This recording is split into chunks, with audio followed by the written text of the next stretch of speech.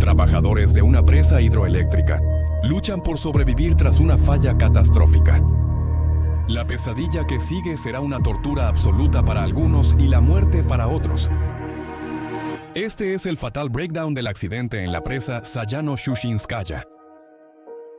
Era una mañana de lunes común en la planta hidroeléctrica Sayano-Shushinskaya para los trabajadores que gestionan las operaciones. Esta presa tenía 10 turbinas que convertían el flujo del río en electricidad para una gran zona del sur de Siberia, Rusia. Nikolai y Oleg estaban en la galería, supervisando las 10 turbinas que generaban energía en la presa. Román, hijo de Nikolai, estaba en la sala de máquinas con Alejandro gestionando la mecánica. Todos estaban realizando sus turnos de trabajo con solo un pequeño inconveniente. Había más de 100 personas en el lugar ese día, 17 de agosto de 2009. El director de la planta celebraba su aniversario en la empresa con una reunión de 50 personas en la galería de turbinas, mientras los equipos de reparación trabajaban en varios problemas de la presa. Había 10 veces más personas de lo habitual. Nadie sabía que sería el día más mortal en la historia de una presa hidroeléctrica en Rusia. Ese equipo se enfrentaba a un problema operativo inusual. El día anterior, otra planta de energía en la región sufrió un gran incendio. Esto detuvo toda la producción de esa instalación. La planta Sayano normalmente producía una cantidad estable de electricidad y la planta Bratskaya servía como productora de control de frecuencia. Esto significaba que reducían la producción cuando la demanda de electricidad era baja y la aumentaban cuando era alta. La planta en Bratskaya fue diseñada para ajustar su producción más seguido que la de Sayano. Como las tareas de frecuencia se movieron a la planta Sayano el día anterior, Nikolai y Oleg eran conscientes de los posibles problemas. En las operaciones de turbina, hay zonas seguras de salida de vatios donde la velocidad de rotación genera menos vibración en la unidad. Si gira muy lento, habrá mucha vibración. Si es muy rápido, el sistema será inestable y vibrará peligrosamente. En la planta Sayano, las unidades tenían una zona segura para operar. La salida se medía en megavatios. En la zona 1, hasta 265 megavatios era seguro. La zona 2 era muy vibracional, hasta 570 megavatios. Las turbinas debían estar el menor tiempo posible en esa zona.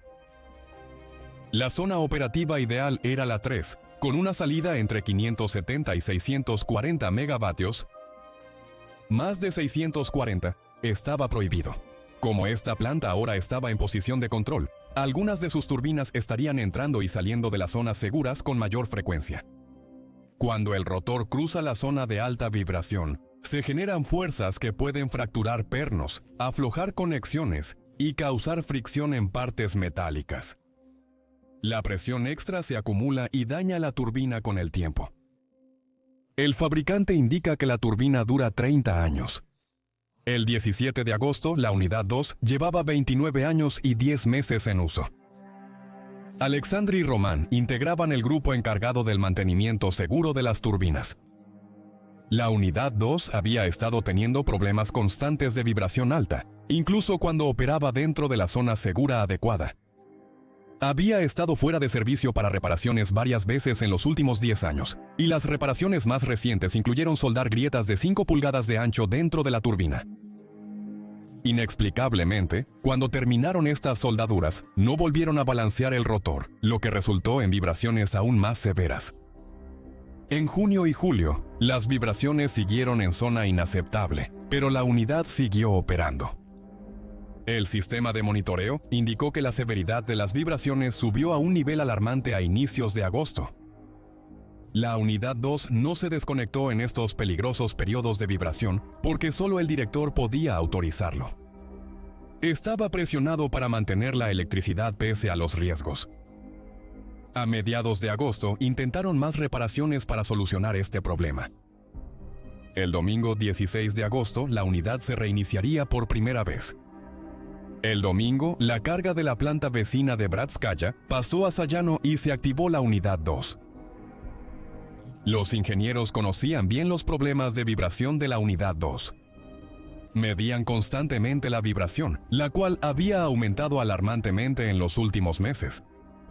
La planta debía mantener la producción eléctrica regional, por lo que los supervisores no desconectaron totalmente la unidad 2. Al amanecer, todo parecía funcionar como siempre. La planta estaba produciendo de acuerdo con las demandas de la red eléctrica. La unidad 2 estaba vibrando fuertemente, pero por lo demás funcionaba como se esperaba. Los hombres estaban en sus puestos monitoreando las condiciones, cuando Oleg escuchó un fuerte crujido en la sala de turbinas. La visión a la que volteó a ver era como nada que hubiera imaginado en su vida. El rotor de la turbina de la unidad 2 fue expulsado en una impresionante columna de agua. La tapa de la turbina salió por el techo y provocó que la estructura colapsara dentro del cuarto. Visitantes y trabajadores quedaron atrapados o aplastados por la maraña de metal. Oleg estaba atónito. La cantidad de agua que entraba en la habitación en ese momento era asombrosa. Una ola de agua arrastró a todos en la habitación. Nikolai y varios trabajadores fueron arrastrados al río por la pared abierta de la sala de turbinas. El agua entró a la galería de turbinas y se volvió un río que subía violentamente. Oleg usó una escalera para escapar de este nivel.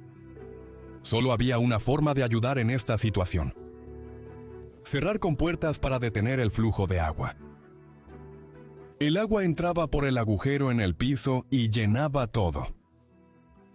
Inmediatamente se perdió toda la energía en toda la presa. Alexander y Roman estaban en las salas de máquinas, bajo la galería de turbinas. También oyeron un fuerte ruido desde el fondo de las turbinas y luego todo se oscureció. En la oscuridad, el aterrador sonido del agua salpicó los pisos de concreto. El personal de esas habitaciones usó las escaleras porque no servían los elevadores. Funcionaban, pero no había a dónde ir. El agua descendió rugiendo y llenó las escaleras tan rápido que las salas de máquinas se inundaron antes de que alguien escapara. Estaba atrapado en una caja de concreto, flotando en el agua helada del río. El agua subía tan rápido que no podía salir. Oleg emprendió un largo viaje subiendo varias escaleras hasta la cima de la presa, donde estaba el cierre manual de las compuertas. Un pequeño grupo se había formado con el mismo plan en mente. Cerrar manualmente las compuertas principales era difícil.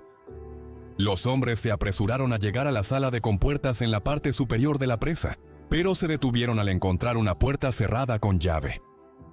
Como nadie arriba de la presa tenía llave, tuvieron que derribar la puerta para acceder a los gatos hidráulicos. Deben cerrar manualmente las 9 compuertas abiertas. Tras más de una hora de esfuerzo extremo, los hombres agotados cerraron las compuertas y detuvieron el flujo de agua hacia la planta de energía de la presa. La policía y los equipos de bomberos habían comenzado a llegar para ayudar con la búsqueda y el rescate. Varias personas fueron halladas en las orillas del río tras la presa, algunas vivas y otras muertas. Nikolai fue arrastrado por una corriente de agua, aceite, metal y escombros en una caída sin control. Fue empujado bajo la inundación de la presa, apenas logrando respirar antes de hundirse otra vez. Finalmente llegó a la orilla del río y salió del agua por sí mismo. Estaba herido y cubierto de aceite, pero lo único en lo que pensaba era en cómo regresar para encontrar a su hijo Roman. Durante el día, cientos de rescatistas buscaron sobrevivientes y comenzaron a sacar cuerpos del agua. Habían pasado varias horas y temían que cualquiera que no hubiera escapado seguramente ya estaba muerto a estas alturas. Los equipos de rescate estaban en el agua buscando sobrevivientes y heridos. Para su sorpresa, los buzos oyeron golpes del fondo. Iniciaron una búsqueda metódica hacia donde provenían los golpes. Revisaron escaleras, elevadores, baños y áreas de trabajo. Hallaron varios cuerpos, pero ningún sobreviviente. Pasaron horas, pero los golpes seguían. En la sala de máquinas, Alejandro golpeó una tubería de metal por horas. Estaba completamente en shock por la situación que estaba enfrentando. La sala estaba inundada y él, pegado al techo, intentaba respirar en un espacio de 10 centímetros. Hora tras hora pasaba y él se iba debilitando, tanto física como mentalmente. La hipotermia ya estaba presente, y Alejandro apenas mantenía la nariz fuera del agua. Sabía que lo buscarían, pero no sabía si viviría para ver a los rescatistas. El agua estaba a 40 grados y, por lo general, puede matar a mí y a alguien en solo 2 a 4 horas. Alexander apenas estaba consciente cuando entró el buzo de rescate. El buzo se sorprendió al hallar a alguien vivo tras 15 horas en agua helada. A punto de morir, Alexander fue rescatado. Él sería el último hallado con vida. Más tarde recuperaron el cuerpo de Román de la sala de máquinas. En los días y semanas siguientes, se bombeó el agua de la presa y evaluaron los daños. 10 turbinas resultaron dañadas o destruidas y la unidad 2 fue examinada forensemente. Los daños por vibración causaron grietas de fatiga en 41 de los 49 pernos recuperados.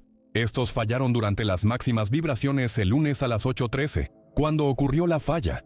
La turbina aceleraba y operaba en la zona de riesgo 2 a 475 megavatios. La presión del agua sobre la tapa de la cámara explotó hacia arriba, liberando 100.000 galones de agua por segundo.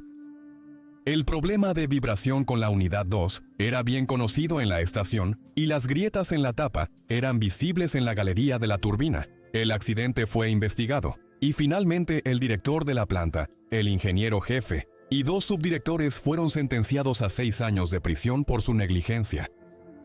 Varios empleados que monitoreaban esta unidad también recibieron prisión por su participación. 75 personas murieron aplastadas o ahogadas en el accidente. Fue una gran pérdida para la comunidad.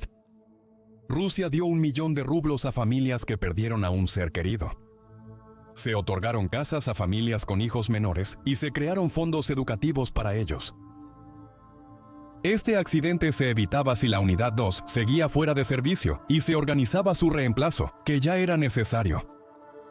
Este evento sirvió como un recordatorio impactante para los demás directores de que la seguridad no se puede dar por sentada y que la prevención es la única opción en plantas hidroeléctricas tan poderosas.